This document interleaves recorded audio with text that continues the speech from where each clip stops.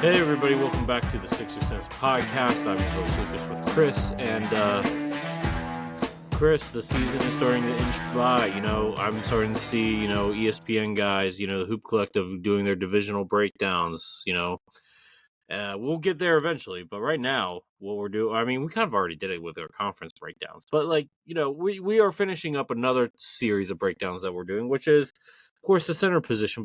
But before we get into all that, there is a few things that we want to talk about here, right? Yeah, Lucas, I'm very excited to hear your rankings for the center position. I'm As sure always, you I'm are. sure we'll agree on everything. Everything. Nothing important Sixers wise to talk about with that position. So, Yeah, no.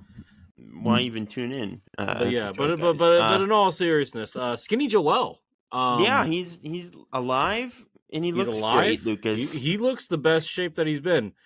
He almost looks like he could be what, like 250 in those pictures, probably. Yeah, I'm not an expert on, I don't want to put too much stock into photos that Of have been course. manicured for social media. Uh, but I mean, look, Skinny Joel and Skinny Luca in the same season, we could be in for a good year. You look. If we can get 65 games out of Joel, this Skinny Joel, the Sixers are going to be in a really good place. If Joel plays 65 games this year, I will personally lead a parade down Broad Street. I will fly into Philadelphia, and it'll probably just be me. But yeah, that would be awesome. I sincerely hope that's the case. I'm sure it won't be because things can't be good. We did a roundtable that's coming out tomorrow on fansided.com, and one of the questions was like, which team is going to add the most wins this year? And I was like, I mean, it should be the Sixers, right? It They only should won be. 24. It They have, should be. Yeah, if everybody's healthy, right? 48 win season. They're doubling their win total. But, I mean, technically, you're not wrong. Yeah, no, you that's know, fair. And just another thing that we got to talk about here. Quinn Grimes still not being signed, though there are signs pointing towards possibly there being something there. We talked about them shopping Kelly and Andre. Just something, we talked about it briefly last week, but I didn't really. I had some more time to think about it, and the thing is like, is trading Kelly Oubre the right thing right now? Just hear me out, Chris. He's outside of Paul George. He's the only player on the perimeter that can play like three positions, right? Because like Edwards can't really guard twos, right? And then so you got guys that can guard three positions, and even if Edwards can, he's not nearly the offensive player that Kelly is at this point, right? So I don't know. I I'm very hesitant to trade Kelly. And I was watching Locked On Sixers with Key Pompey and Mark Parzetta, and they were talking about his value would be him and Drummond's value would be higher at the trade deadline. But if we trade two veterans, what is that telling the remaining veterans on the team? Are we really trying to get better? Or are we trying to tank the season and try to get younger? I mean, Quinn Grimes is good. I'm not saying that he's not. But he's not going to be the same usage guy that we saw last year. That's fair to say, right?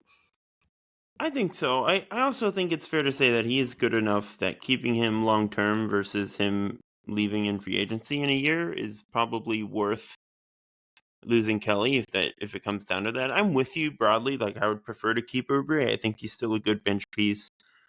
But as far as like the depth thing, I mean, Daryl has talked about trying to get younger and more athletic. I think that is the vision for this team that we have. I don't think getting younger necessarily means getting worse in the Sixers' current position around those core guys.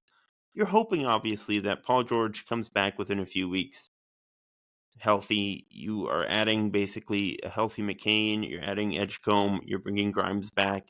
If Edwards takes a leap, like, that should all come out in the wash as far as depth is concerned. I don't know if you're really losing depth. I do agree that Kelly is useful in his versatility, but all those guys can play at least a couple positions in theory. So I think they're hoping, right, if they do have to trade Kelly, that they have the pieces to make up for it. Kelly is obviously a flawed player. We've talked about it plenty in the past, but yeah, I mean, look, obviously, the ideal outcome is keeping Kelly. Andre, you can do whatever. If they trade Yeah, I Andre, mean, that's fine. That's I the would prefer to preferable. get one other big man just behind John Abram, and I would like to Yeah. have a veteran, but I get what you're saying. That's fine. Yeah, Drummond is expendable. If you have to trade Kelly, Drummond is though, expendable. I would be hesitant. Like I said, I think you just, and it's not like Kelly, you say you get younger, but Kelly's not even 30 yet. He's what, 28, 29? So yeah, it's that's not like fair. he's old. So like he could still fit in with this roster and be like an older guy once the young guys come into their own. That's But true, but I mean, he's not going to be here past this season. You know what I mean? Like it's a short term deal. mm. He's not an important long term piece. You know, Yeah, he's like a that's fair. That's fair. I'm just he's saying reasonably let's replaceable. You can probably get a he is. guy on that level. I just think right now, if you try to trade those two guys, you're gonna have to attach something to them to make it a salary dump. You're not going to be able Maybe. to flip those guys into something better at this point. Now, if you wait until the trade deadline, I think you can get picks for at least Kelly, maybe Drummond, maybe. I don't know. We'll see. But anyway, speaking of Fair. Drummond, he's not a starting center right now, but we are going to rank the starting centers. Yeah, let's do it, Lucas. I'm All right. excited for this. Yeah, so we, as per usual, we go by 5. So first 30 through 26. I swear I'm not a Celtics hater, but Nemes Keita is number 30 on this list, and I don't know if I said his name right. I tried my best here. Look, he's never played more than like 13 minutes per game average. I think his career high is like 4 and 3. Come on, what are we doing, Boston? Come on. Look, he might surprise everybody. He might, but I He's don't. fine. He's good. He'll be okay. But yeah, that's fair. 29. Look, it doesn't matter who's starting for this team because if it's Yavis Messi, I just right now he's not that good. Maybe he can get better. I don't know. I mean, or Derek Queen, their lottery pick. He's coming off an injury. But I mean, rookies. So the rookie tax is put on this spot here for the Pelicans. 28. Yet again, another team that we don't know who's going to start. This is probably the Hornets did a lot of interesting things this summer, but one of the things they didn't do is find a starting caliber center for right now. Mason Plumlee, love him to death with the left-handed midi, but and some weird passes, but he's past his prime. He should not be starting at this point. Musa Diabate, I think that's how you say his name. I'm not sure if I said that. Diabate, thank you. Interesting rebounder, but undersized. And then I didn't even put Cockburner in here because he's injured, but I don't see him starting right away. Yeah, so that's, I mean, look, they don't, honestly, long-term outlook. I mean, the Celtics could bounce back after this season with the center position, but the Hornets right now, I mean, Cockburner's nice, but I don't see him as a starter right now, long-term, but we'll see. Maybe I'm wrong. 27. They lost their starting center to a division rival, so the Pacers went and traded for Jay Huff. I'm projecting Jay Huff here. James Wiseman has an outside shot, but he's coming back from an Achilles. I don't really see that. Same thing with Isaiah Todd. Is it Isaiah Todd? No, Isaiah Jackson. I'm thinking of Jackson. Yeah, Isaiah Todd was on the Wizards at one point. Right? Am I getting that right? Mm-hmm. So yeah. So anyway, Jay Huff right now just seems like the guy, and he's most like. He's most like Miles Turner, not Miles Bridges. We don't need to talk about him anymore on the pod. Miles Turner. The only difference is that he does backward dunks. Don't ask me why. It's just his thing. But Jay Huff has never really had a full-time starting role, so kind of got to put him low because we don't know what to get out of that, right? 26. Third overall pick in last year's draft, Axar, could jump higher. Kind of feels like more he's a power forward. They're pushing towards center, to be honest. His offensive game does not really seem like center-ish, and like he does do some good things defensively, but he does get beat up on the inside. So I got him at 26. Any thoughts on this grouping of 5? Yeah, I think that's pretty fair. No big complaints from me so far. Okay, cool. 25 through 21. I think this is where we're going to start getting some complaints, and that's fine. 25 Mark Williams of the Suns. Look, their rookie center is a project. He should not be starting right away. Simple as that. Mark Williams, fun offensive center. Defensively, some major questions still. 24. I like him. I just need to see more than like 18 to 22 minutes a night from him is Zach Edey. I just think he needs, if he's going to be higher on the list, he needs to be playing more than like reserve minutes as a starter. That's just the way I see it. 23. This might just because he's on the Brooklyn Nets and they're going to be horrendous, but Nick Claxton here at 23. He's a little he's really skinny for the center position. That makes him more versatile, but also gets him beat up on the inside against other big men. 22. I feel bad for putting this guy this low. I do, because I feel like he's a really talented player, but the center position is not unstacked. Jalen Duren at 22. I like him offensively. Okay. He hasn't really developed offensively though since he got into the league. Has gotten better as a rebounder and defender overall, but offensively has stayed pretty much the same, which is fine as a lob threat. But I don't know. There's been incremental stuff, but also outside of last year, he's been dealing with injuries, so got to keep that in mind too. And 21 here is Donovan Clingan of the Blazers. Really good defensive player. 0 on offense right now. We'll see if that improves. If that improves, he'll jump up a few spots. But for now, I think 21 is fair. Thoughts? Yeah. I'm surprised that you have Clingan that high. I didn't think you liked him like that. I can appreciate a defensive player when they're good on defense. He's an elite shot blocker as a rookie last year. What am I supposed to do? Knock that against him? I think that's fair. Yeah, I'm interested to see the top 20. It feels strange to me seeing Claxton and Duren and even Mark Williams this low. I might be higher on some of these guys than you are. That's fine. Yeah, I'm reserving judgment for now. Yeah. I know. I'm gonna guess here that when you do your list, you're gonna have those two higher than DeAndre Ayton. I'm gonna guess. Yeah. See, we just view DeAndre differently, and that's fine. That's fine. Okay, so 20 through 16. 20 is Jakob Poeltl. Oh, just solid veteran. Jakob Poeltl. Doesn't do anything great, just does everything really good. It doesn't really have much of an offensive game either, but that's okay. He's one of the best screen setters in the NBA. Got to give him credit on that. Yeah. 19 is Al Horford.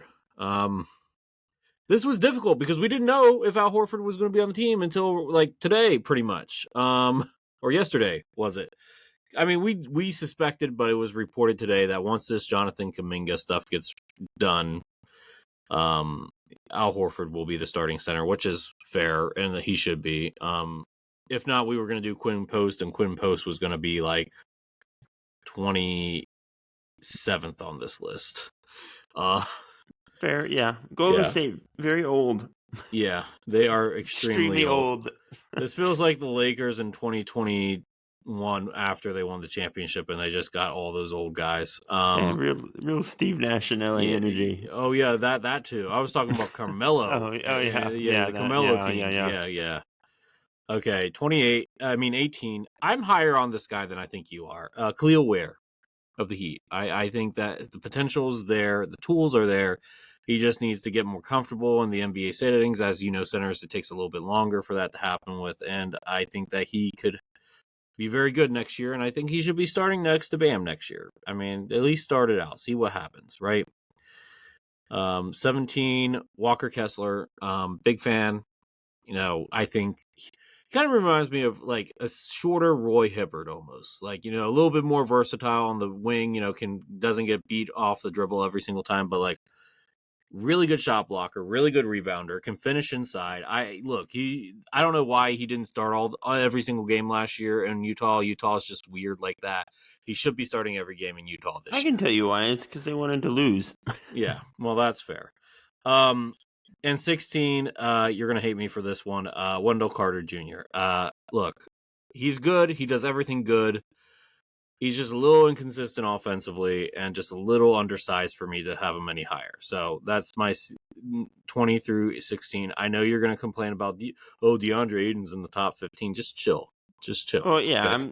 Okay? Every name that isn't DeAndre Ayton is a mark against you in my book. Okay, well, is anybody too low on this list outside of the Ayton stuff so far?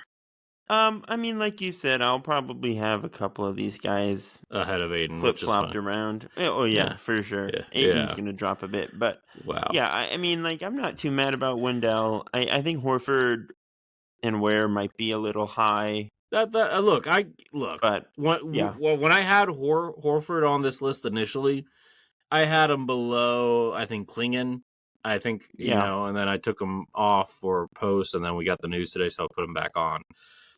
He's still a good player. Yeah, I'm worried it's about how just, old that team's yeah, gonna be, this is but the age is really the problem here at this point, right? For yeah. Horford. Okay, so 15 through 11. 15 is DeAndre Ayton. Okay, I am higher on him than most people, and that's fine. I'll be on Aiden Island. I'll be a part of the dominate Aiden continent, whatever you want to call it. Look, I think when dialed in, It's called the and Lost City of Atlantis, dude. oh my gosh, Doesn't okay, exist anymore. it might exist if he's playing next to a guy that can actually be a lob threat to him. Because let's be real, he did not have a real point guard in Portland the last couple years. Luka's better than Chris Paul or Devin Booker at this point in their respective careers as a passer. So Yeah. Aiden's probably going to have a renaissance of sorts. And if I'm building a team, I'd rather have Aiden than Carter. That's just me. Well, yeah, it is just you. Okay. Well, anyway, continuing. 14, Derek Lively. Look, he's really good. One of the best rim runners in the league. Really good defensively. Athletic is just off the charts. This might be a little bit too high for this guy, but I'm going to give the veteran his respect in the fact that he can still post close to 20 points per game. Is Nikola Vucevic. Still a good interior defender, can rebound, play make a little bit, shoot the outside shot.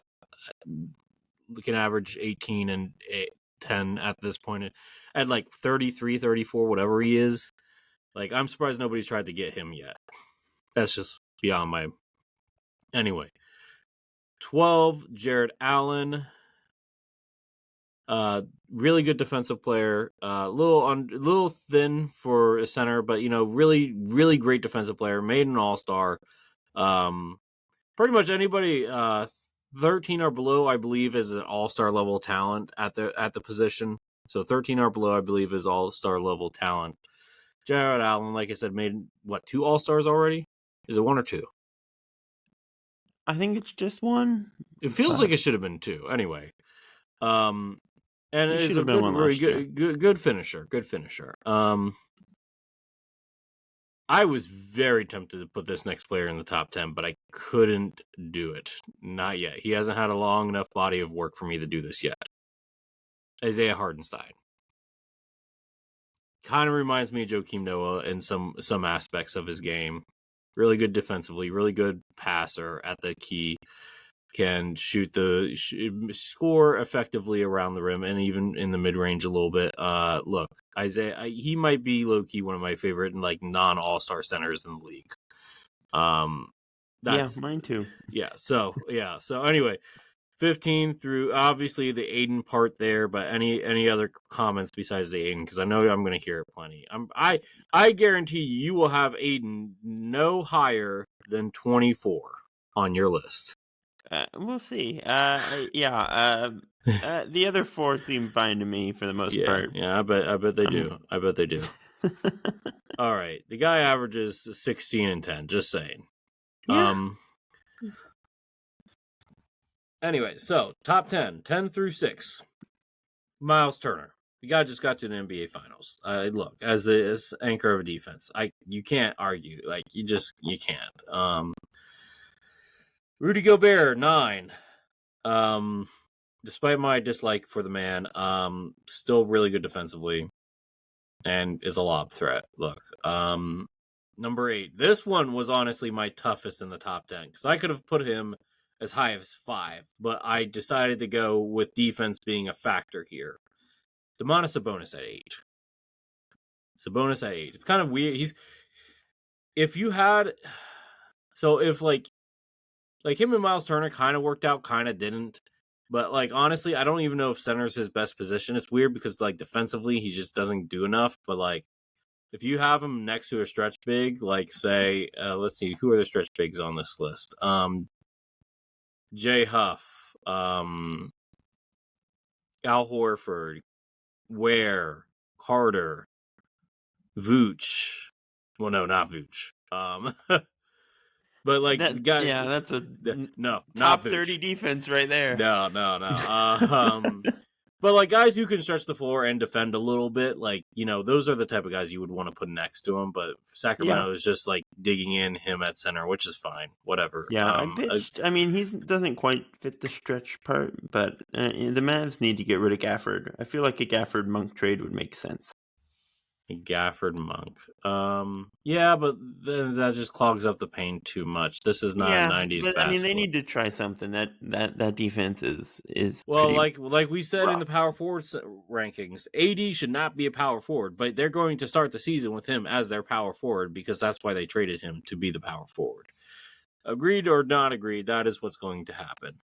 Yeah. And it's going to be cringeworthy for the first couple weeks. 7. Zubac. Probably the most unsung center in the NBA right now. Zubac had a career year last year. The best screen setter in the NBA. Low-key, a Jokic defender. You don't have many guys who could actually body up Jokic one-on-one. He's one of them who can actually hold his own. Pretty good rebound, really good rebounder. Doesn't just use his size. He actually uses technique. Underrated offensively. Yeah, so Zubac is 7th for me. I will die on that hill. And Porzingis at 6. Look, when Porzingis is healthy, Porzingis you could argue is a top 5, but he's not. So we're gonna put him at 6. Yeah, I like that. Yeah, good job. All right, and then top 5. Much to the chagrin of Furkan Korkmaz, I have Alperen Şengün here at 5. Furkan Korkmaz, you need to get yourself tested, my friend. He's just saying nice things about his fellow countryman. But it's not true. We all know it's not true. Yeah, I just don't take those comments as seriously as some people find the need to. Man, then he got into it with Giannis, too. He's a man of the people. We don't like Giannis. Remember when he kicked over that ladder? Oh my gosh, the ladder. How dare he? Oh my goodness. What a jerk. I mean, come on. The biggest. Anyway, so Şengün's here at 5. Look, I think Şengün has another step to take, and if he can take it, and I think it comes in 2 areas, as a playmaker and as a scorer. Like, if he can average around 25 points per game and average around 5 or 6 assists, then he gets higher on this list. But for now, he's at number 5. Number 4, until Mitchell Robinson is actually in the starting lineup, we got Karl-Anthony Towns here for the Knicks. One of the best shooting big men in the league, easily. It's just, okay, this is how I view Towns. If Andre Drummond could actually shoot threes, that would be who Towns is. Does that make sense? Like, Drummond does not have an offensive game that's really versatile, but like the boneheaded decisions occasionally, the stupid fouls, and like, what are we doing? Like, tell me that's not the same person. I mean, I think Towns is a little bit more in control of his body than Drummond. Okay, that's fair. But you get what I'm saying. I get where you're going with that. Yeah. Look. If Karl was actually a good defender, he'd be top 3, no problem. But not no problem. It'd still be debate, but it'd be a lot closer debate than what it is. 3, I need to see a full season from him. But let's put Wemby here at 3. Has all the tools. Has been training with Monks this offseason, training with KG, Hakeem, all of them. We'll see what that turns into. Got some new playmakers around him. Still need some shooting around him, but I like Wemby at 3. Skinny Joel. The skinny part may or may not have saved him from getting bumped down a spot here, but Joel, until we see like multiple seasons of him not being dominant, he will still be number 2 in my book. So let's see what he looks like this season. Could drop, but I will put Joel at 2. And of course, Nikola Jokic here at number 1. I think Jokic right now, despite not winning MVP, is probably the best player in the world, aka the NBA as well. So, thoughts on the top 5?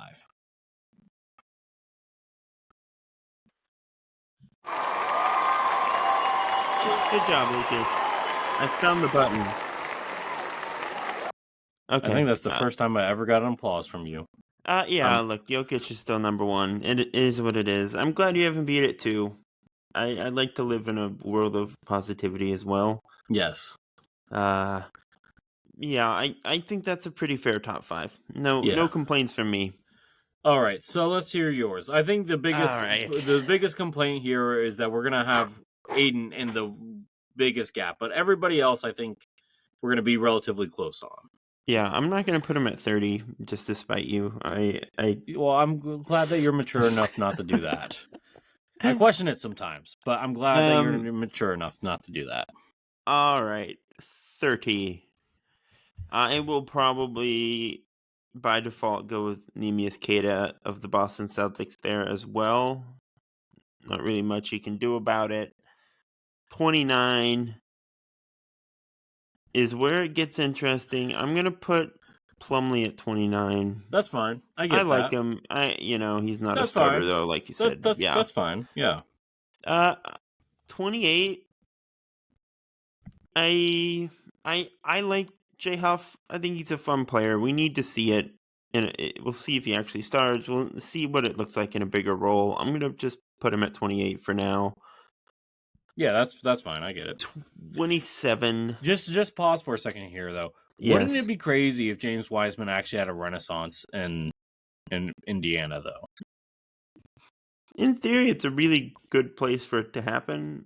Yeah. Obviously, it would be ideal if Tyrese was healthy, but I mean, we project Nembhard to be better this year too. So yeah. Yeah, I mean, it's a good system for that kind of thing to happen. He's still a pretty crazy athlete. Like, I could see it.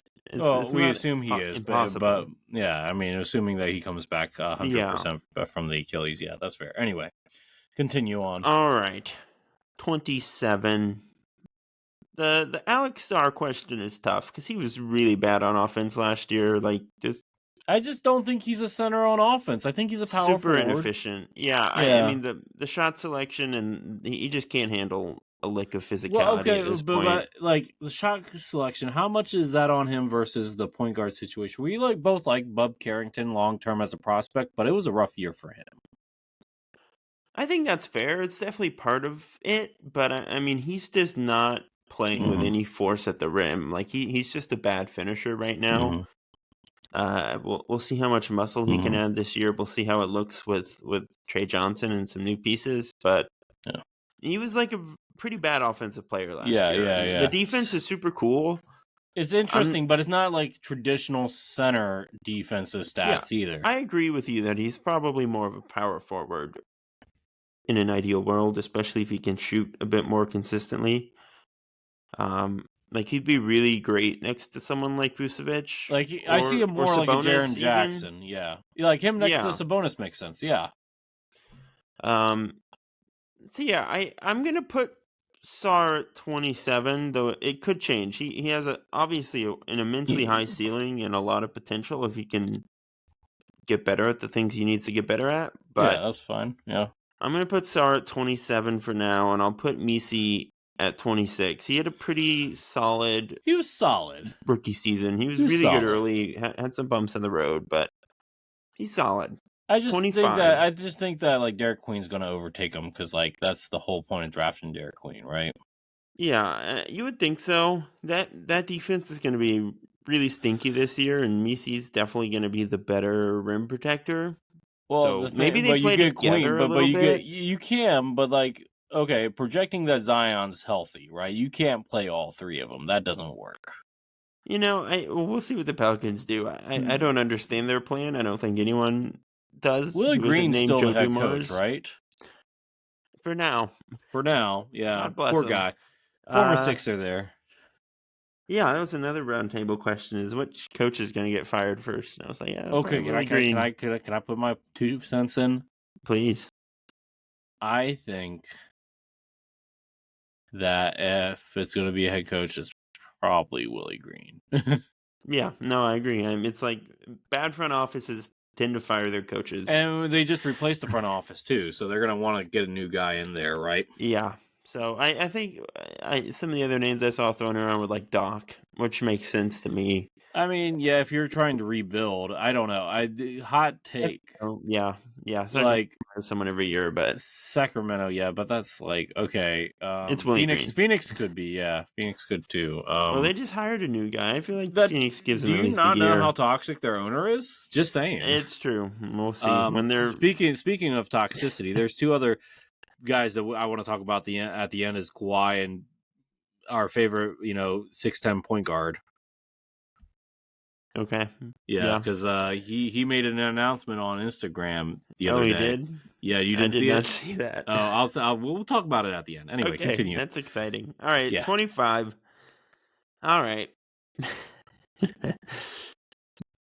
You're putting Aiden there, aren't you?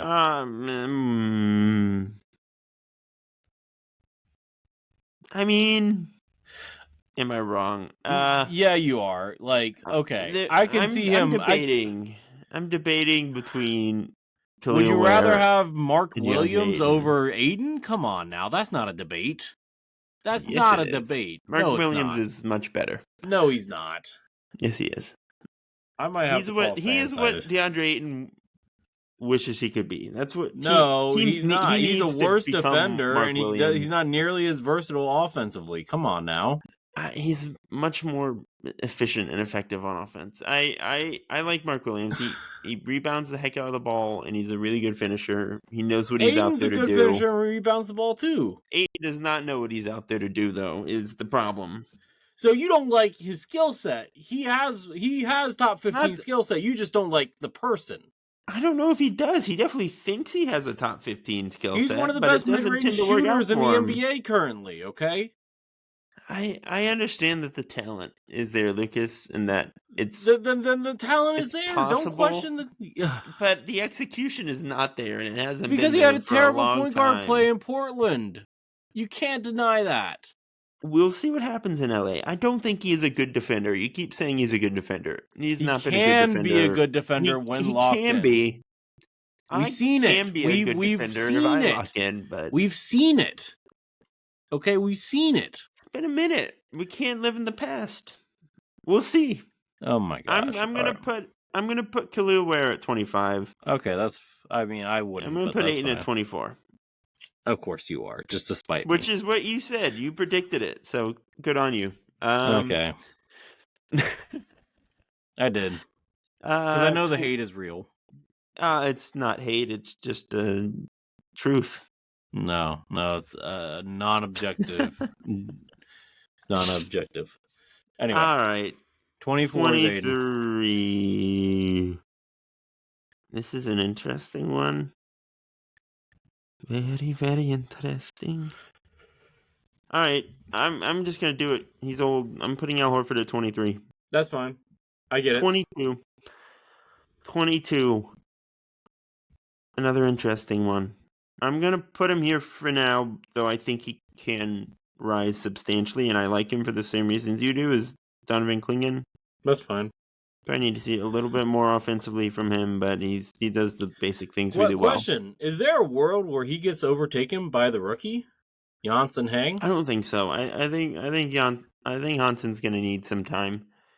I hope there is a world. I love young Hansen. Obviously, he's super cool, and he had a really fun summer league. But I feel like he's going to spend most of this year in the G League. Does Portland even have a G League team? Though. I believe they do now. I think it's a recent acquisition. But, all right, 21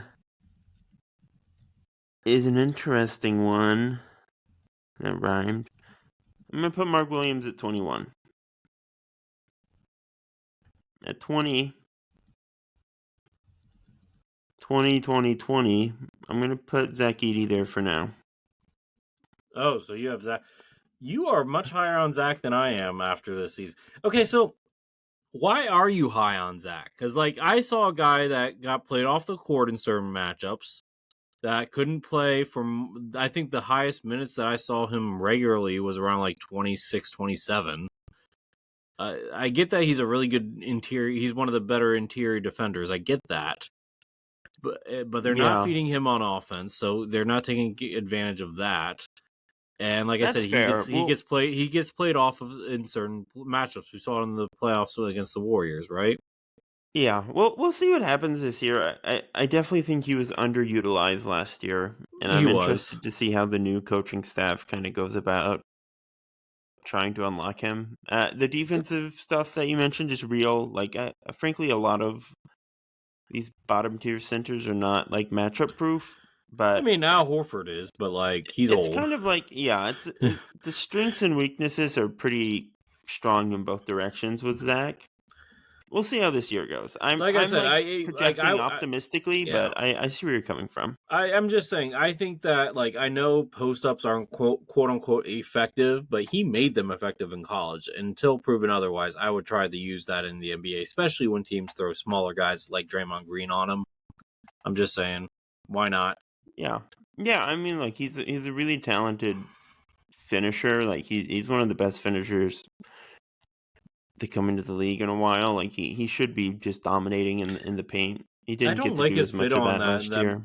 I don't like his fit on the Grizzlies though. To be honest, like Yeah, I John and him don't seem like clashing ideologies. Him and Jaren is fine, but like him and Ja yeah. don't mesh to me ideology wise. If I was building a team, I think that's fair. Well, again, I'm like reserving judgment until we see how it kind of clicks with a new that's setup this fine. year. Yeah, that's But fine. yeah, I So think it can be a great fit. Like he's like the perfect guy to just set giant screens for Shaw to get a lot of separation going downhill. There's definitely a way to make it work. It's whether or not they lean into it enough. Um, that's it so at 19. This is where it gets really interesting. you have not said Jalen Duren, Nick Claxton. Mm-mm. You have not said Walker or Wendell Okay. yet, I or think I'm gonna Jakob. go. I'm gonna go with Claxton here.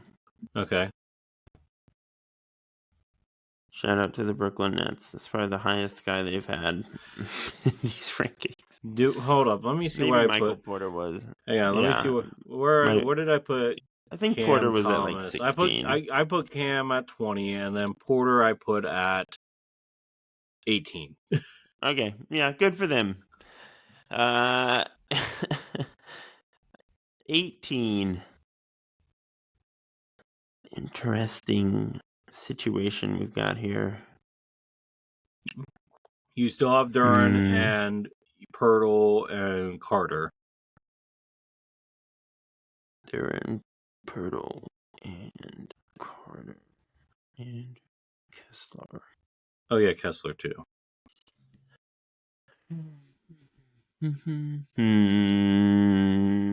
Okay. Have you decided, sir? I'm gonna put Wendell here. Okay. I'm okay with that. Shocking, I know. All I right, know. I'm gonna put Kessler at 17 because I like him. Hey, we And both have him at 17. There we go. 16. You got I'm Duren. gonna put Duren at 16 So you for think now. Pirtle's better than? Actually, you know what? I'm gonna backtrack a little bit. I'm gonna put Vucevic at 16. Wow. He Okay. was very good last year, but the defense is a thing, and he's getting older. So I'm gonna Okay. fade Vooch a little bit, Okay. small amount. These are all very the close. age conversation is a fair point. Yeah, these guys are all pretty bunched together for me, which is why it's taking me so hard to process them. All right, who I got left? Pirtle, Duren, Kessler. Kessler is 17. Oh, you're right. Yeah. Pirtle, So Pirtle Duren. and I'm gonna put. These guys are all so tough. I'm gonna put Duren at 15 and Pirtle at 14. I don't feel great about that, I but I wouldn't think either. Jakob Pirtle is like pretty underrated. Yeah, he's is my take. underrated, but like he has like He has the least sexiest game of all the centers in this list. He does. True. Yeah. It's kind of like when Kevon Looney was good. It's like he doesn't do like anything. Kevon Looney, though. But that's what I'm saying. Is like he was really good. He just didn't do anything that like caught people's attention watching He was also passively at home. 6'7", playing center, so Yeah, but like those kind of players tend to get underrated, I think. Yeah. Pearl's in a similar vein. Well, he's also in Toronto, so there's that. And yeah, that offense he played only in be Toronto wacky. and San Antonio, like two of the least like favorable markets in the NBA.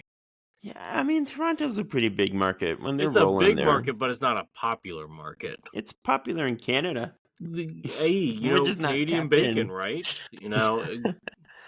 Some maple syrup and some waffles, okay? All right. Actually, I mean, frankly, this guy can maybe go lower. I'm putting Miles Turner at 13. You're putting Miles Turner at 13? Okay. Yep. Okay. I think this is where I have to put Lively at 12. That's fine. At 11, I've got your top 9. I've got Hartenstein. I've got Allen. All right. Here's where we get, I guess you kind of got to go with Hartenstein. At 11. God bless him. Do you write articles about these afterwards? I have not been. You could. I maybe. Yeah. I will have the conversation. 10.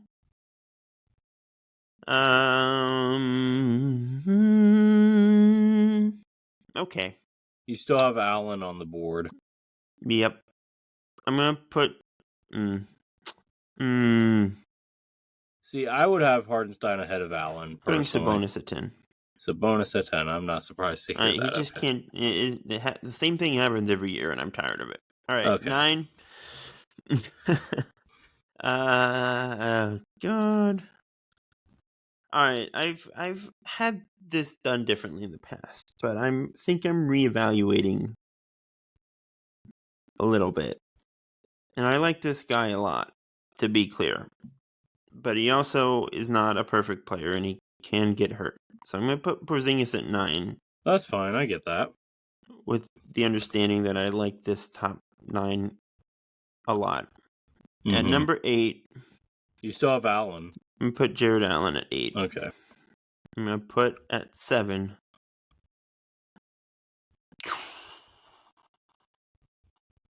Rudy, you want to put Gobert at 7? Yeah. 6. You still got Zubac. You gotta put Zubac. Yeah. Can't go any higher. Yeah. 5. I think Şengün and Towns is a really interesting one. It is. I think you still have to go with Towns for now. So Towns at 4, and yeah. Just because like Şengün is still developing, plus like they're both bad defensively. Like neither one of them are good defensively.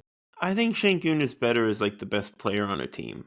I think Towns is a really good fair. number Second. 2. That's fair. But Şengün's not the best player on his team this year. It's true. But I do think him and Durant fit together really nicely. I think it should be fine. Yeah, it should be fine there. They're gonna have a fun team. Yeah. Yeah. I mean, the Embiid thing is so tough. The question is, the thing is, Victor's been injured every year since he's come into the league as well. So like, you can't even. I mean, he had blood clots. It's not like he tore his knee or anything. It was kind of a freak thing. Most of Joel's injuries are freak things. I mean, it's like compounding knee injuries are not. Okay. Both healthy. Both healthy. I mean, both. If you're telling me we get Joel, then he's at 2. Okay, I'll put Joel at 2 because I'm a Sixers fan, and why not? Yeah, we're optimistic here.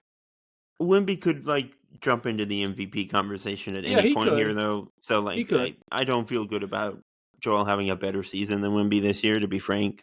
Yeah, but with that caveat, I'll put Joel at 2. Yeah. Okay. All right, and then should I read these off? I mean, then you have Jokic at 1, obviously. Yeah. No, I have Ayton at 1. What do you mean? Oh, yes. No, I'm joking. Come on now. All right, I'm going to read these off. Lucas is top 30, the incorrect version.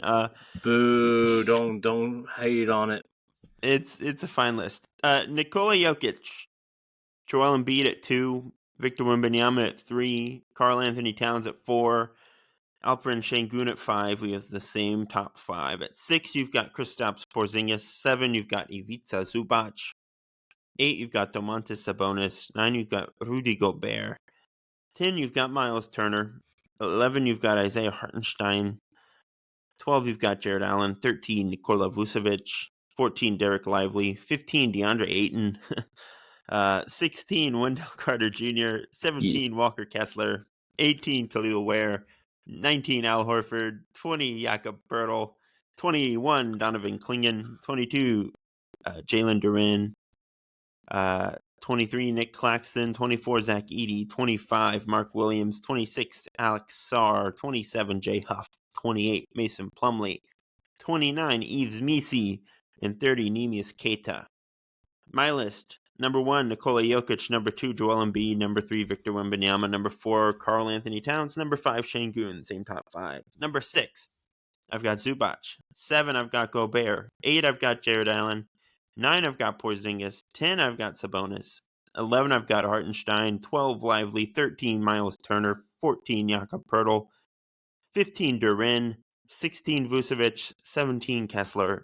18, Carter of Orlando. 19, Nick Claxton. 20, Zach Edey. 21, Mark Williams. 22, Donovan Clingan. 23, Al Horford. 24, DeAndre Ayton, former number 1 overall pick.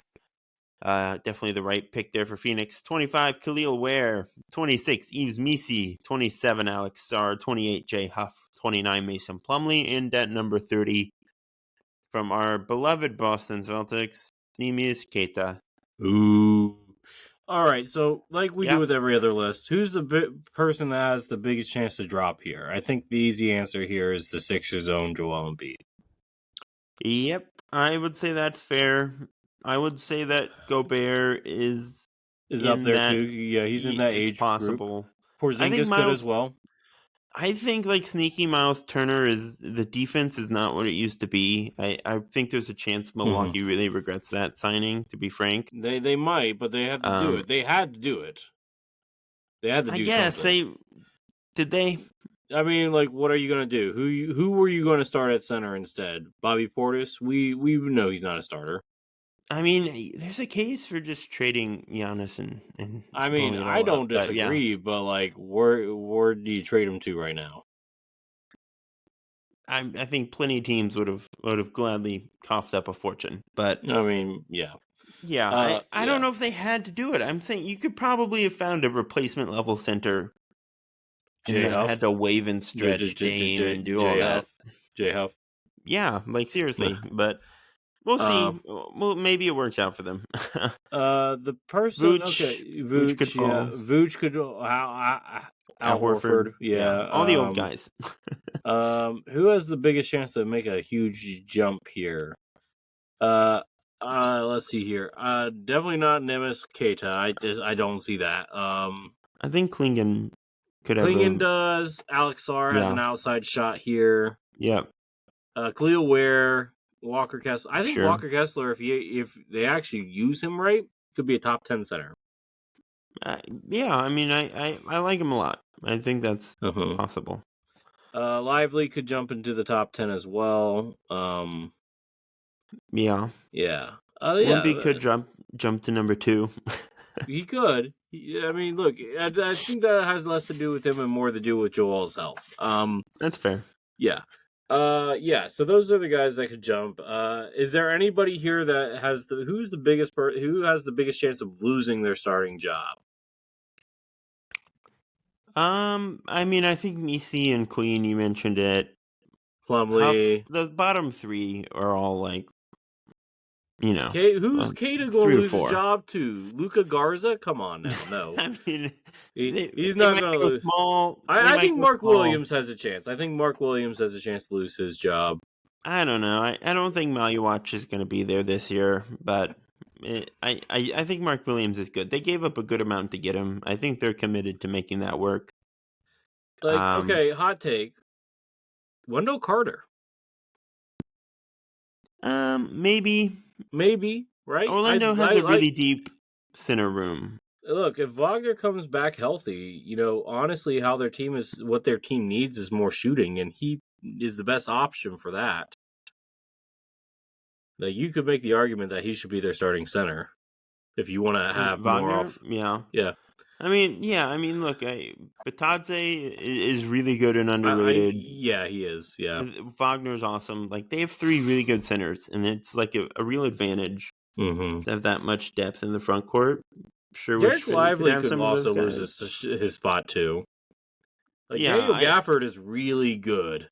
I don't even think it's that. I think they're gonna at some point realize that they just need to start PJ Washington. Yeah, there's that and too. not like start him at the 2. You know what I mean? Yeah, like they're gonna have to put 80 at the 5 at some point. Like, maybe. I think like Dallas, they might have to also trade Clay because like you gotta have more defense on the perimeter. I mean, they really need the shooting though. I get it. I'm just saying. Yeah, Dallas will be very interesting to watch this year. They got a lot I of. don't trust Jason Kidd to make the most of this team at all. No.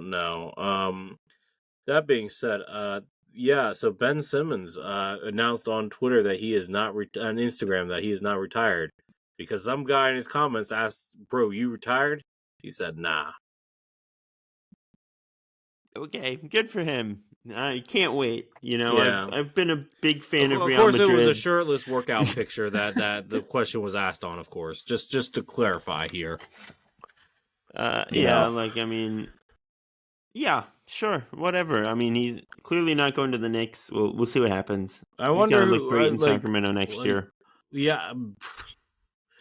Like, by the way, speaking of Sacramento, like, who needs Russell Westbrook. Let the man become the all-time leading scorer for point guards. Okay, just let him do it. It won't take him long. Just give him one more season in NBA. That's all I'm saying. What is it? Season 16, 18, something like that? He's going to sign somewhere. Someone's going to sign Russ. Where do you think he should go? I don't know. I mean, look, I think the Kings are a real shot here. Kings make sense because they're the Kings. And why not the Bucks? I'm as skeptical as anyone, but if he's like your 15th guy on a minimum contract, you could do worse. He's like a fun guy to have around, I think. I say the Bucks. I think that sure, him and Doc, whatever. Why not? I mean, look, throw anything at the wall. I mean, they need to try something here. I mean, what, Kevin Porter Jr.? Come on now. Dallas. He's better. I mean, Dallas, yeah. I mean, possible, right? I mean, he's probably better than D'Lo, right? I was going to say, I mean, Dallas needs a point guard. Ben needs a team. I was talking about Russ. No, that too. I was saying Ben's also. So I think the Phoenix Suns are a perfect place for Ben. Hear me out. If you want to keep Jalen Green and Devin Booker as your backcourt, that's fine. You have Ben come in as your point power forward, right? They don't really Ryan Dunn. We like him, but like him and Ben are almost the same, except that Ryan can actually shoot threes a little bit, but not too well, right?